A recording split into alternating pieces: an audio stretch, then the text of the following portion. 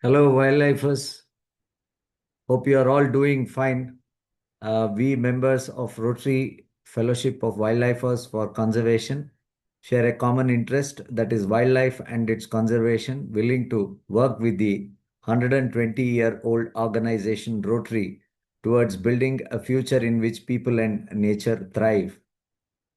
To share a few words about our fellowship group, we are a group of around 900 individuals, Rotarians, Rotractors, who have globally united around a common interest with the primary purpose to work and further friendship.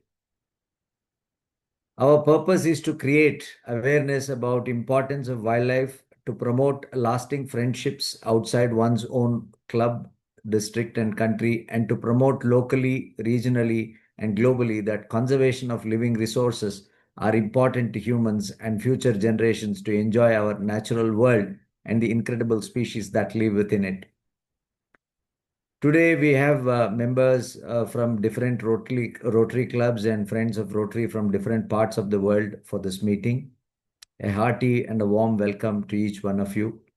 On behalf of all the wildlifers here, I also extend a very warm welcome to our speaker, Ms. Shriti Jha, who's going to talk about From Screens to Green, Rewilding Urban Childhoods. A heartfelt talk on nature, play, and its value, giving simple ideas for parents, schools, and communities. Shruti is the founder of Green Panther, an initiative that connects urban children with nature through immersive outdoor experiences. She has conducted sessions at literature festivals, Montessori schools, and community spaces attended by hundreds of families. She has hosted a major event covered live by NDTV on the International Day of Play. She has received recognition for her creative approach to nature based education, including a recent award celebrating her contribution to outdoor learning. A mother and nature educator, she designs playful ways for kids and families to rediscover the wild within city spaces.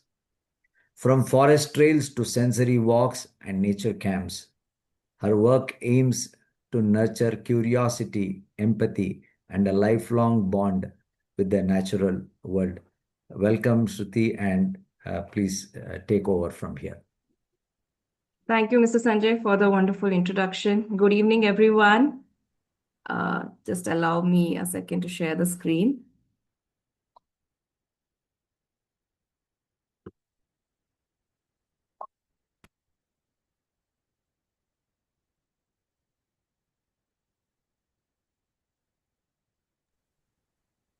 Okay, I hope the screen is visible. Yes, Shruti.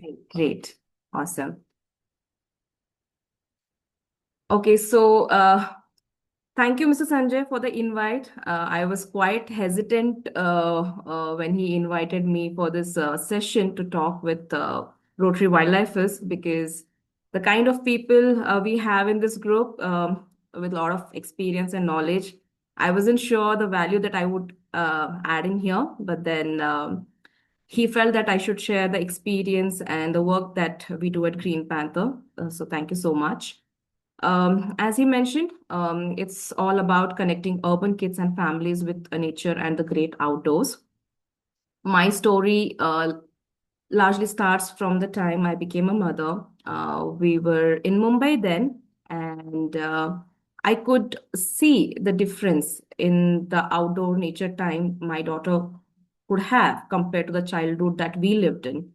And from then on, I started working on this idea.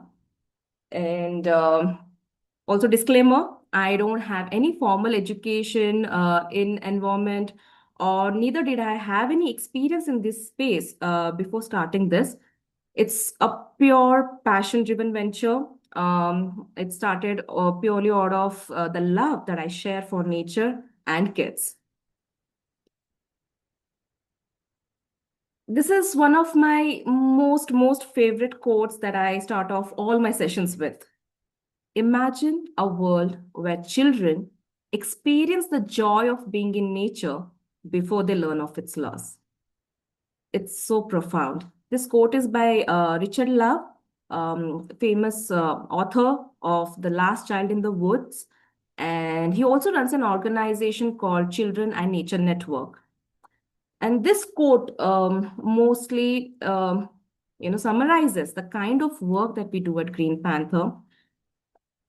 My approach, my ideas might seem unconventional to some, and probably some of you might disagree. We can always discuss about that later. I don't talk about global warming, climate change, and the issues at Green Panther. That's not the approach that we have. We are a very child-centric venture, and the focus is on developing the interest and love for nature as the building block. From there on, their connection towards the empathy towards nature that builds on is the first place to have the curiosity and love for nature. Without that, I don't think so they can understand the issues that we are facing and the larger crisis that we are into. Neither they will be able to deal with it. That comes to coming to today's topic, screens to green, rewilding urban childhood. There's a very short glimpse of the outdoor activities that we do with kids. This was created for Children's Day. I just want to play that video and then we can get started.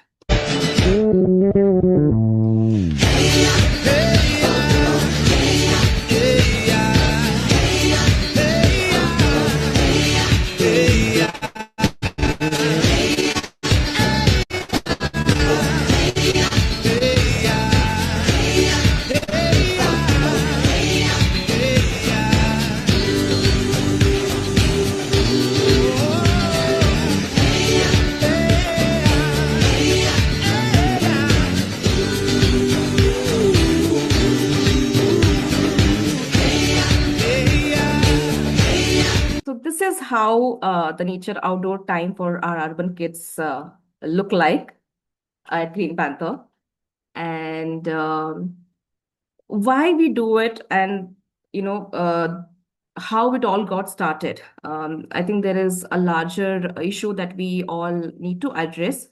That's nature deficit disorder. Again, this term was coined by Dr. Richard Love. He has done an extensive research in understanding the correlation between how less of outdoor play, unstructured play, and nature time can affect the development in kids. So, nature deficit disorder is nothing but a combined psychological, physical, and cognitive cause one suffers due to lack of nature time. And this especially can be noticed in children in vulnerable developing early years. That's He has done in-depth research, and I think all of you can read his book, The Last Child in the Woods. That will give you beautiful insights and insights on how it can affect not just kids, even us adults. The causes for this could be parental fears. When I say parental fears, it could be something like, how parents these days don't want to get their kids' hands dirty. They're worried about infection, germs, them falling sick if they play in the rain, things like that. And also restricted access to natural spaces. We all know natural spaces around us are diminishing. And one of the most bigger cause or reason is increasing consumption of electronic media. That could be mobiles, TV, videos, iPads, screens. We all know that. And how is it affecting the kids? It can affect their attention and mood disorders. It can affect them in their studies. It can affect their physical development, leading to obesity, and also limited respect for the environment. I have mentioned one more term here, biophilia. What do I mean by biophilia is we all of us have this innate tendency to seek connections with other living forms of life. And I think knowingly, unknowingly, we have been suppressing this basic natural need in kids. And why is this happening? This is the reality of urban kids today, wherein their usual routine is, morning to afternoon school, then they go for tuition classes, and then again, whatever activities also they do, whether it be music, dance, sports, most of them are indoors. So if you look at it, 80 to 90% of the time they're spending is indoors. There's barely any outdoor time. If you look at human history, for most of our human history, nature was the classroom. It starting from the tribal life, and then we had farming. All of this taught us directly or indirectly through the land, seasons, and survival. But then happened industrial revolution. During the industrial revolution, with that came in education system, and we were more focused on securing jobs, and the parents in that era were more interested in making their kids become maybe become doctors, engineers.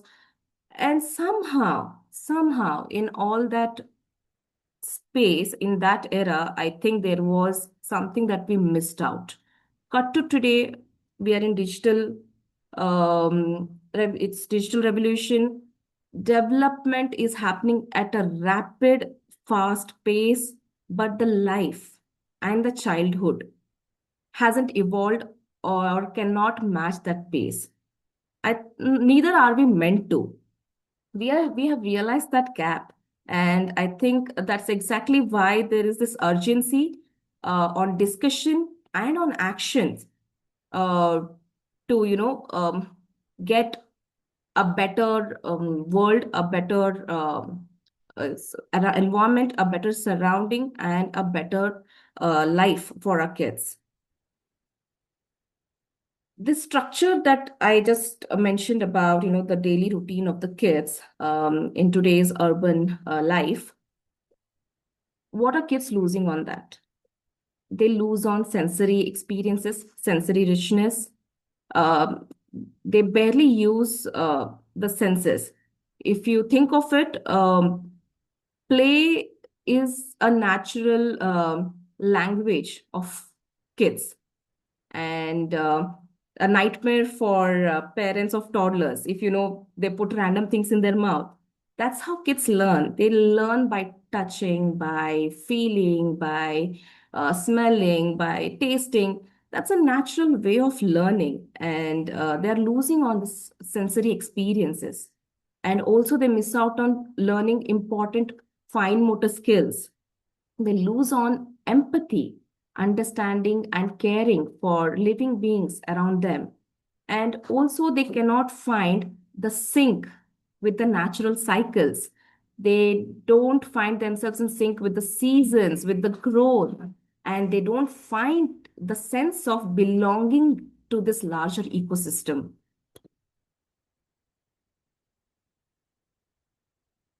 We were mentioning about rewilding the urban childhood. Now, what does that actually mean? Rewilding is not about going far, it's about going outside, as simple as that. Small, consistent, everyday create experiences create lifelong impact. And one can start from wherever they are. Nature is right around us, even in the concrete jungle. It could be your apartment's common green spaces, or it could be a nearby park, it could be just a window or a balcony. They provide enough opportunity for a child to engage with the outside world and nature. And most importantly, consistency over intensity. They don't need these exotic wildlife safaris or exotic locations to visit to find the connection or bond with nature. Everyday simple small moments are more than enough over grand adventures.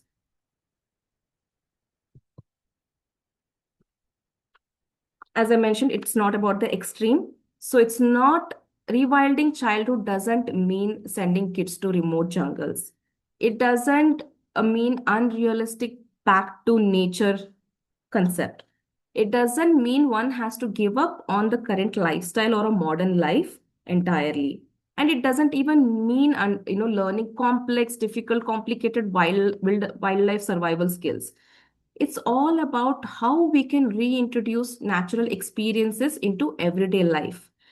It could be, the whole idea and objective should be about helping them explore the nature that is right around them. It could be just about learning the local flora and fauna, and making free play accessible in green spaces. Let them go for unstructured play. If you think of all of us, I think had a very different childhood. I really don't remember staying indoors after school. I used to go for cycling or chasing butterflies. This was the kind of unstructured play that we had. And kids these days, even when they go outdoors, it is no more spontaneous thing. It's like, they meet nature in a more structured way, either through school programs, or probably, attending these curated experiences. Many people are hosting around. It's not a natural instinct anymore. So we need to try and see how we can make it engaging and exciting for them, for the current generation, to help on build on that, that spark and the curiosity for the outdoors. Let them get messy, let them observe the life around. That's the only way we can get started. And also encouraging them to be outdoors in every season. It doesn't matter if it's rainy season, summer.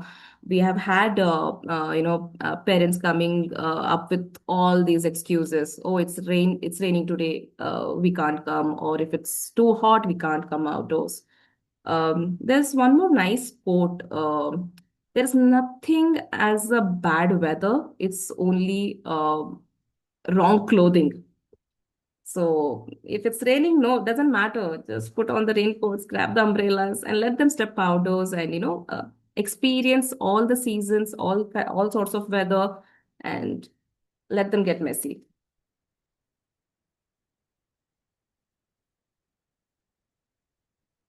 Uh, Research has identified five essential pathways to how we can help kids connect with nature, and this is also the kind of framework that we work on.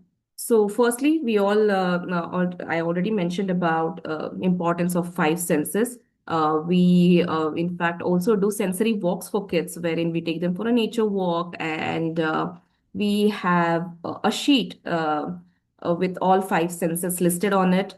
And kids explore different things during the walk. They smell things, they taste edible things, of course, under expert supervision, and keeping safety in mind.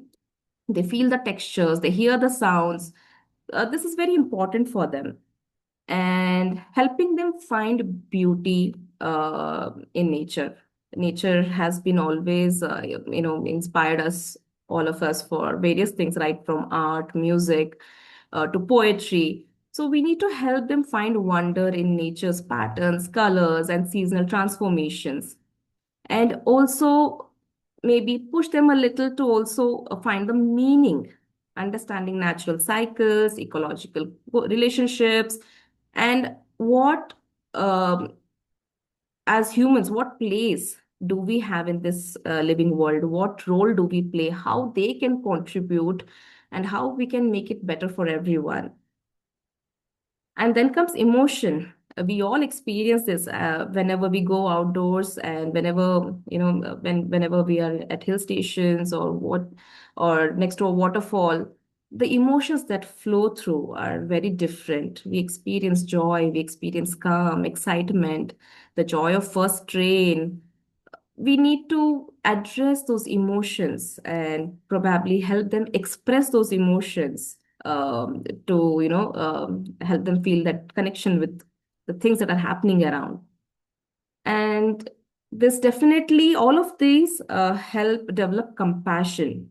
They start being little responsible and probably develop protective instincts towards natural environment and wildlife. Um, this is really harsh, but I have seen kids during our sessions and otherwise also stamping on caterpillars or just playing around with creepy crawlies as if they are some lifeless things. It's not their fault. It's I'm not nobody's to blame them, but it's just that they haven't had an opportunity to understand the life around them, that they are also living breathing things. They can sense the pain, it hurts them. So more of outdoor time, nature time will develop these crucial instincts that I think all of us as humans should have. And because kids are not able to spend more time outdoors these days, they have kind of lost the sense of love, care, and compassion towards other life forms. So what we do at Green Panther, it's an exclusive parent and child community that we run. And the whole idea at Green Panther is about helping urban kids and families explore outdoors, spend more time in nature, um, and connect with the flora and fauna, which is right around you in your own city through nature play and curated experiences. Apart from the workshops and trips, what other um, things that we are focusing on is about on building natural network. Natural network is nothing but we are aiming to build a bridge between the community that is coming together, who have interest and love for nature, and like-minded parents who want to bring in these experiences for the kids, or bring in this change with the experts and naturalists who can offer their knowledge and experience to these kids. And we are also designing a lot of learning resources, like nature journals, birding journals. These journals are, like activity books and resources that can aid kids on a daily nature connection. It's not just about a once in a month or a weekend thing that needs to happen. We are trying to focus on habit formation, and to form any habit, repetition is required. And how do we make that happen? So we have designed some resources that can, excite them and aid them in day-to-day nature exploration. And who doesn't love awards and rewards? Since we are exclusively working with kids, I think these rewards help us make them do more of the things what we want them to do. We give them badges, and we give them teeny tiny giveaways as and when they accomplish a certain task, or when they attend our nature walks, when they spend they clock in a certain number of hours in the nature time. And how do we make all this unique or different for the little ones?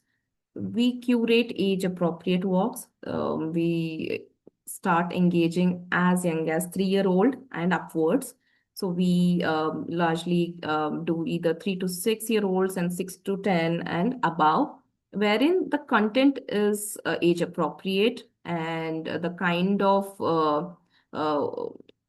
vocabulary that we use and the way we simplify the whole content will be as per the age group that we are catering to. And we plug in a lot of creative tools, right from storytelling to nature art to documentaries, nature-based games, and fun DIY activities that make them come back for these experiences. It's also very important to use right kind of tools. It could be as simple as a magnifying glass, binoculars, to spotting scopes, to microscopes. All these things make the learning more enriching.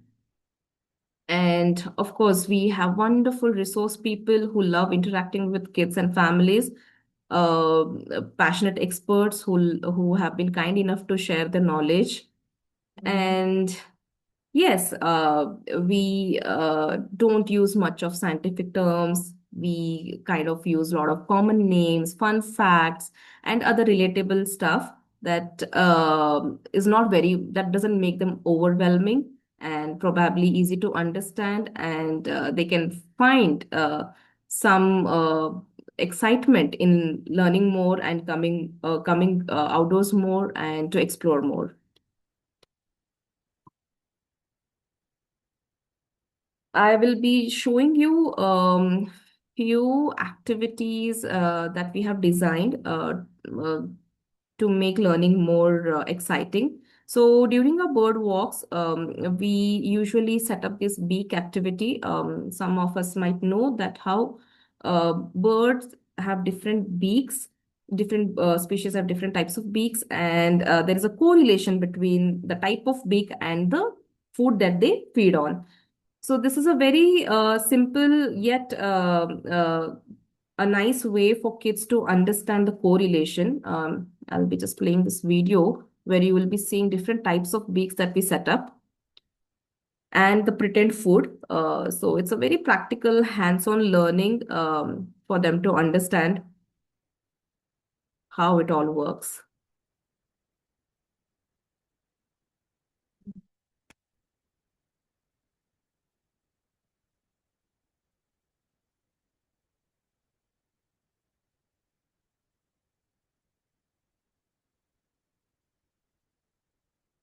So these are some of the basic types of beaks that we designed, and once they do this activity, they can always on the field observe the birds and see um, what type of beak they have, and take a guess on the food that they feed on.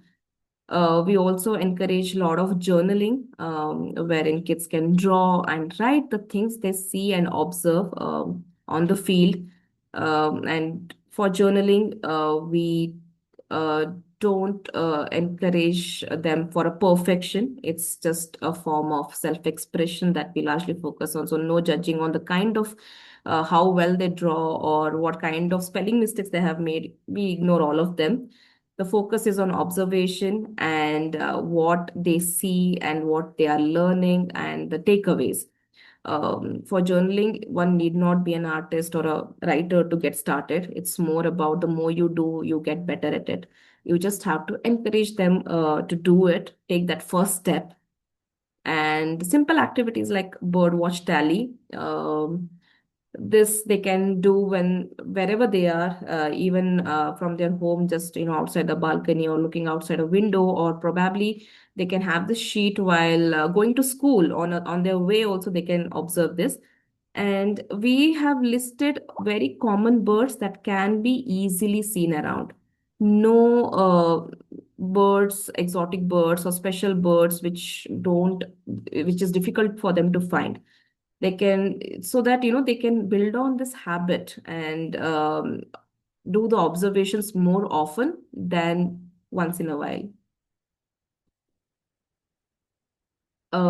This is one more favorite topic that we do, grow your own food.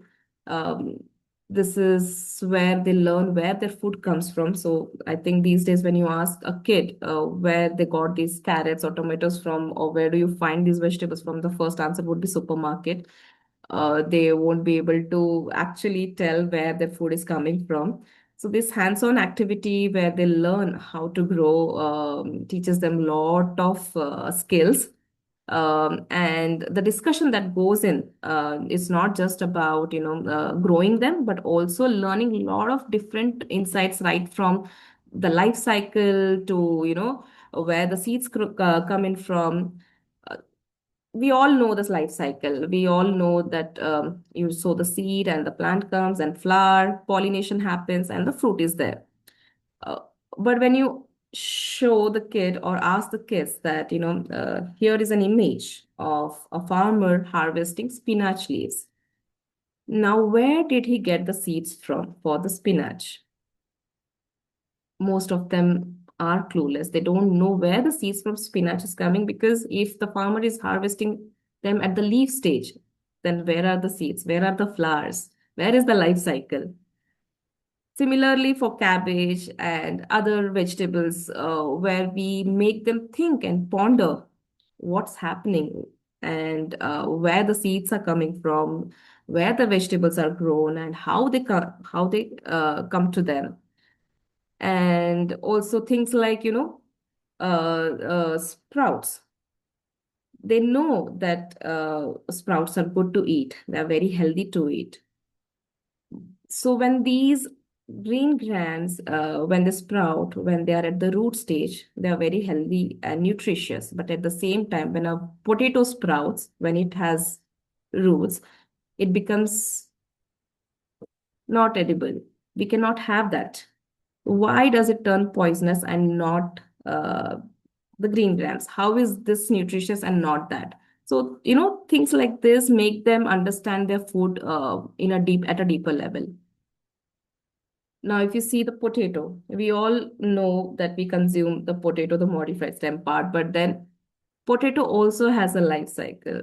We never see the potato flower. We have never thought that that can also bear a fruit, and the fruit has the seeds inside. But from the potato plant, this fruit is not edible for us. We can't consume it. It's not for humans. So things like these, you can go at a deeper level for them to understand more about the food. This is one of the session camps that we did on edible foraging. You can see Mr. Arun there, Mr. Arun Kolige. I think he's there in the session today. Uh, we did an edible foraging session where we went around the campsite and looked for wild greens and came back and did a very fun cooking session. We also do a lot of sessions on bees, because again, bees are something that one can find.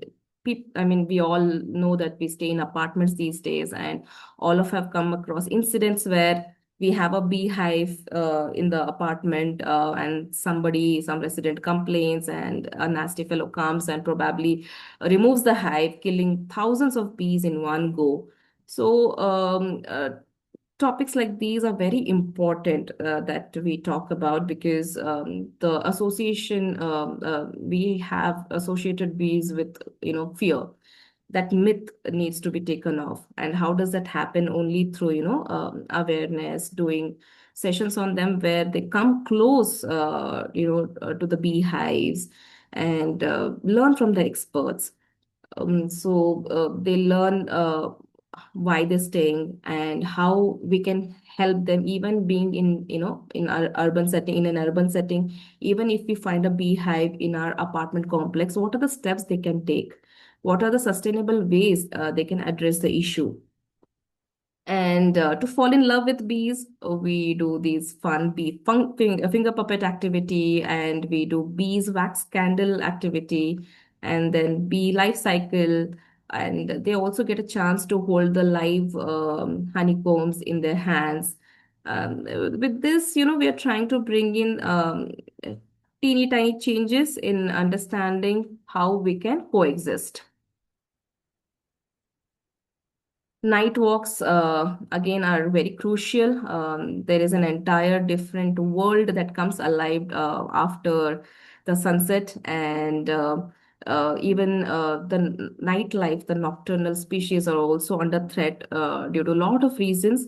And kids these days, even as parents, when they come for these walks, they barely know the nightlife that exists and how we are harming them. It could be moths, it could be bats, fireflies. There is an entire different world that they experience.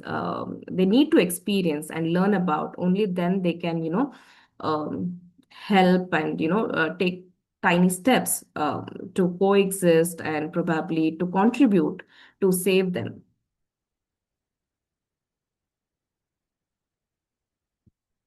Yes, the other session that is quite popular and most loved is nature journaling. Nature journaling, I think, acts as a very beautiful tool to engage kids on a daily basis. They can, observe and draw anything and everything that they see around. Even it could be, the flower pots that one has in their home. They can just get started with it. It's quite handy. They don't need much of things, just with a notebook and a pencil. Even if they step out every day and spend half an hour observing and writing, I think they will make a lot of correlations and a lot of observations and learning that can happen just by drawing and writing on a daily basis. So these are the nature journal and birding journal that we have designed for them. And the activities are such that it excites them to go more outdoors. And by that, they spend more time, to complete the prompts that are given on these pages.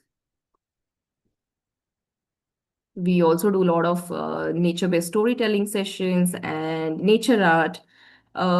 Stories, I think, are a great way to learn and teach a lot of things. With stories, we usually pick simple topic up and then we build on the exploration. It could be on seeds, it could be on flowers, it could be on butterflies. So we have s- for example, if we have a session on seeds, then maybe we would pick a very basic, simple story of tiny seeds from Eric Carle, which most kids love, and then followed by nature exploration in that space wherein we go around, forage, and look for seeds that are found in the park, come back, and then probably understand the different types of seeds. Nature art again is a great way because kids love coloring, kids love drawing. We forage different colorful flowers and leaf and explore how they give colors. They understand. There's a lot of scientific, learning that also happens because while they are using these flowers and leaves, some of them leave pigments, some of them don't. So they understand that nature works in a certain way. Not everything gives out the same results. Sometimes a flower looks yellow, but when you rub it, the color may be red. And they question, they inquire, and then they try to investigate it more. Um, so there are beautiful ways to incorporate, nature into art. The last image that's seen there is a sun print that one of the kid did. We've foraged a few wildflowers and then exposed it to sun to create that print. These are some very beautiful characters from the story that we did. After the story, kids just went around, looked for leaves, twigs, and then they had to design any one of the characters from the story. Recycling is again a great way to engage them. Usually, this happens after the academic year when during the summer breaks. I think it's a very fun activity for them to do. They would already be having a lot of textbooks and notebooks that they can't reuse. So we asked them to bring those waste books and papers and summer, of course, we have great a lot of sunny time. So they make these papers, which we make the pulp, and then using the tools that we have for pressing and making the papers, they make these handmade sheets, and then they use it as bookmarks or to make greeting cards. We also engage with schools. For schools, it's either the day field trips or overnight nature camps, indoor workshops, educator training, and capacity building sessions. Some of the sessions that we did for the schools was a parent and child bird walk. It's very nice to see a school also, encouraging parents to participate. I think that's where the shift happens. Parents also need to be equally engaged. This was nature sensory walk we that we did for preschoolers. Uh, this is from nature journaling session at the Lit Fest.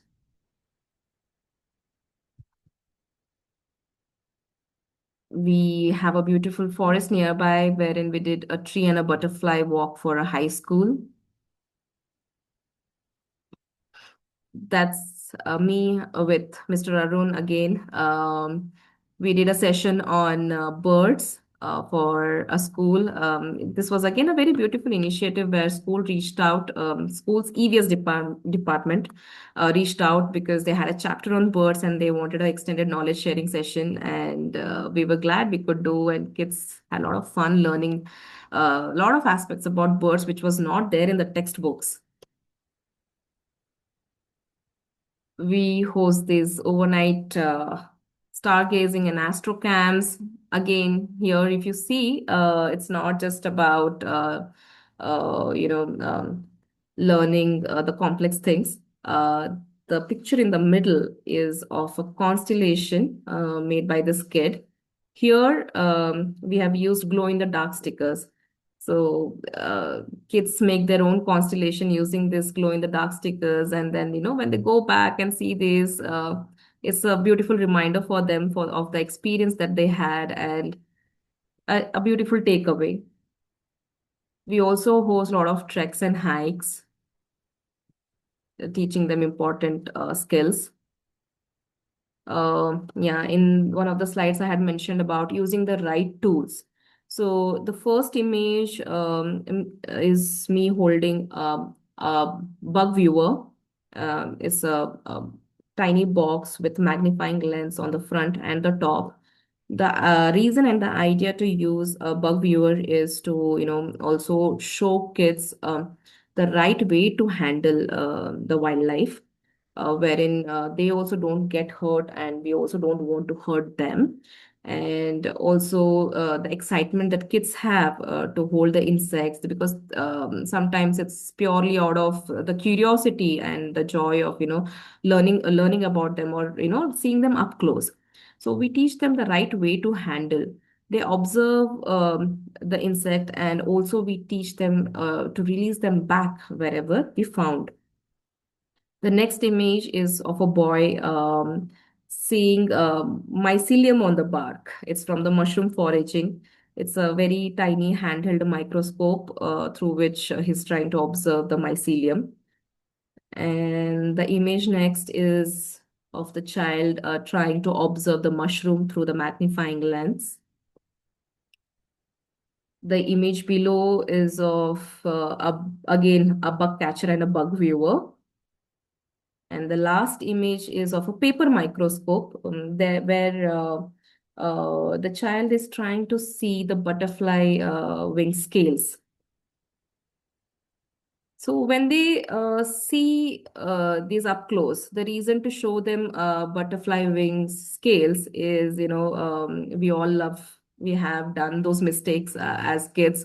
But then, of course, I think we can be better and teach them the right ways, not to catch the butterfly by its wings because it damages their scales. But then, how would they understand and learn? So we have some specimens that we usually find from our walk, from the dead butterflies that we keep collecting, and they are making an observation and understanding how it is made of tiny scales. And when we catch them or when we touch them, the powdery substance that comes on our fingers is scales that come off, and they're harming them. As I mentioned, parent participation, I think, makes a huge, huge difference. Most of the time, what happens when we have kids on these nature walks and trails, there's so much of learning that happens. Probably kids are a little hyperactive. They might not retain everything. If it is only kids attending the walk, and when they go back to their parents, and when they try to share what they have seen, most of the time, parents are not able to correlate or understand or make any connections. That's one. Second, also when parents are part of it, the the conversation continues back home. Maybe for a week, for a month, maybe after a year. You remember during that nature walk, we saw this beetle, and you had held it like this, or we saw a flower that was blooming in blue color, which is very rare. So, the conversations continue even after the walk when parents are also part of it.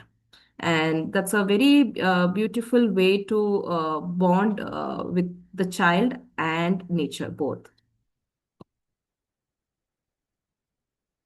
We have almost conducted close to 700 events so far, engaged 5,000 kids and families, and it's a very different and a satisfactory feeling when parents come back and share the incidents, or things that happened after the walk, the changes that they see in their kids after the nature walk that they attend. They definitely have seen more kids appreciating it more, or observing more, or taking more interest in the life that they see around when they participate and come outdoors. Um, One of the parent had shared that how their kid used to scream at insects, but now she photographs them whenever she sees any creepy crawly around. She would ask for the mobile and click their pictures and ask their names. So this is a very beautiful takeaway for us, and the small changes that we are able to bring in. I also remember one of the incident a parent shared about a child, how the kid rescued a millipede from their classmates. It seems there was a millipede coiled somewhere outside the classroom, and all the kids were, one of the kid took a stick and was trying to poke the millipede. Everyone was scared because they didn't know what kind of insect or a worm, or a creepy crawly, a snake. They didn't know what it was, and they all thought it was dangerous, it was venomous, and kids were harming it. But one kid who had attended the session knew what this was. The kid was able to identify it's a millipede and it's harmless, and gently just picked up that millipede and released it in a nearby pot. So the incidents like these are a beautiful reminder that how when kids are given an opportunity to spend more time outdoors, they will definitely be able to understand better. uh, One of the recent walks just this weekend that we did, I had a parent saying there was a banyan tree in the park, and we were talking about how this is also a national tree, and that we were talking about the hanging roots. And the parent came and said that they didn't know it was a national tree, and they thought it was Ashoka tree all this while. I'm not surprised. Even, I mean, not just the current generation, even the generation before, which is my generation. I think we somehow didn't had enough opportunity to spend more time outdoors because the focus largely was on education. There was a different kind of pressure that we all went through. That's all about the little work that we are doing at Green Panther. And I'm just taking this opportunity to reach out to all of you wonderful people to, help us amplify this impact, and see the connections that we can make and collaborate on, probably, giving us access to schools and community groups that you might know. If not, even as a parent, if you know someone, please refer Green Panther to them, or if you can, help us spread the word. We can probably co-curate educational walks, wildlife educational events, and treks and camps. We also have these beautiful resources apart from the journals. We also have these bug boxes and other kits that we can, probably give it to schools and other educators in the space. And of course, I think urban wildlife weeks and events like these give us a great opportunity to come together, collaborate, and bring in more people outdoors and help spread the awareness. That's all about the work that I'm doing, and I would love to have your inputs, suggestions, and ideas as well to improve and get better and probably bring in more number of people outdoors. We are trying to encourage or probably building a culture of people who would love the outdoors, nature, over, going to malls, screens, and gaming zones over weekends. Weekends are a great opportunity for all of us to, probably, uh, although a small window, but yet we can, step outdoors and experience the nature that is around us and make the next generation more, uh, maybe understand the importance of nature and also how we can all coexist in a beautiful way. Thank you so much.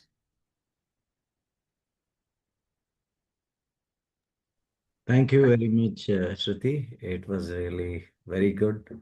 Our members got a lot to know about Green Panther. In fact, I have heard from a few of our members, whose kids have attended your session. They have a, very good opinion of the whole structure that you have created for these kids. Thank you once again. And if anyone has anything to say or ask, please, you can use the hand raise option or you can put it in the chat box. I can read out, or you can unmute yourself and ask. We have about another 10 minutes to go with the questions and discussion. Yeah. So, Shruti, I think before, yeah, uh, Ravi Varma wants to say something. I think he's. Yes, sir. Good evening, madam. Good evening, sir. I am from Tamil Nadu, Vellore. The session is very wonderful for ice breaking to our kids and our Rotary also, in households also. How Thank to convince the students now? There are still mobile dramas like this, school going on, something, etc. Like this. This session is very important too. I take each and every clips, video, take screenshots and share with my Rotary Club members. I will take some ideas to our president.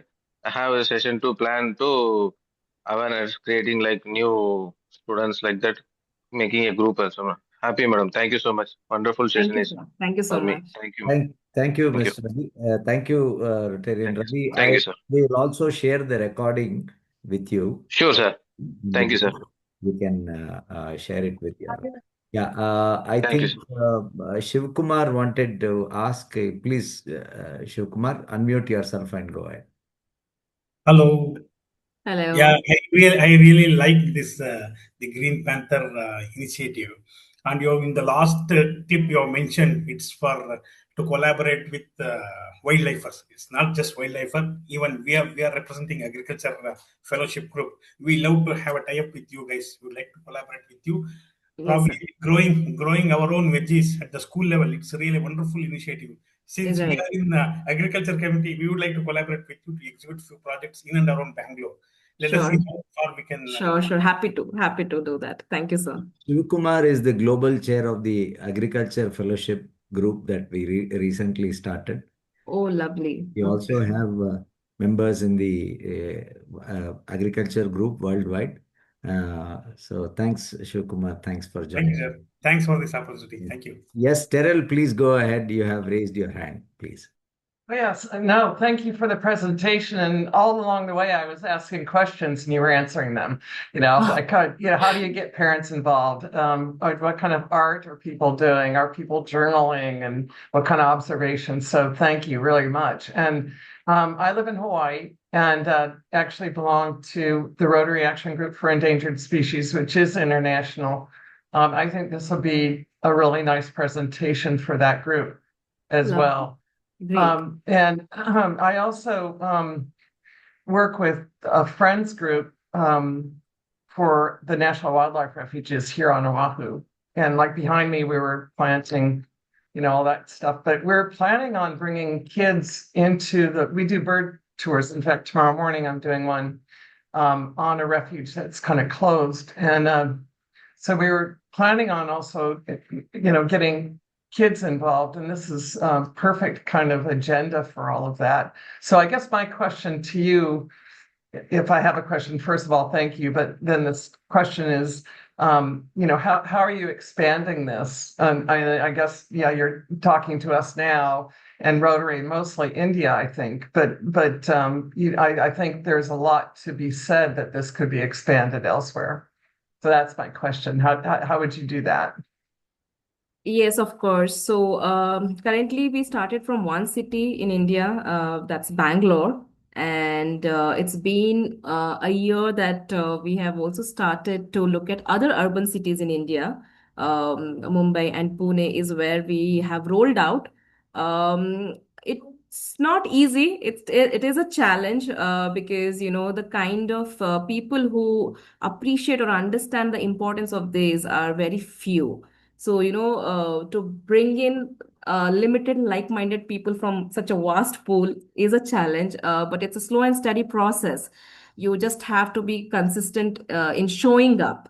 So, every Saturday and Sunday, the message goes out. We are out there. Please come. So there have been days when, yeah, few people turn up. There have been days where none have turned up, but we have been consistent. So staying consistent in one place would bring in result in a long run. I think that's the best way to do it. Keep showing up. Thank you. Yes, Arun, please go ahead. Yeah, hi. I am on a bad internet connection, so I'll just go with audio instead of video. From what you were saying, it looks like you need a mobilization partner to Right. expand. I'd like to know what other languages your programs are available in, because we know India having so many languages, even urban schools are like 60-70% regional language oriented. Right. So would you have these programs available in languages other than English? See, as I mentioned, it's largely, the naturalists and the experts that we get on board are, of course, localites. So they definitely have, upper hand on the regional language as well.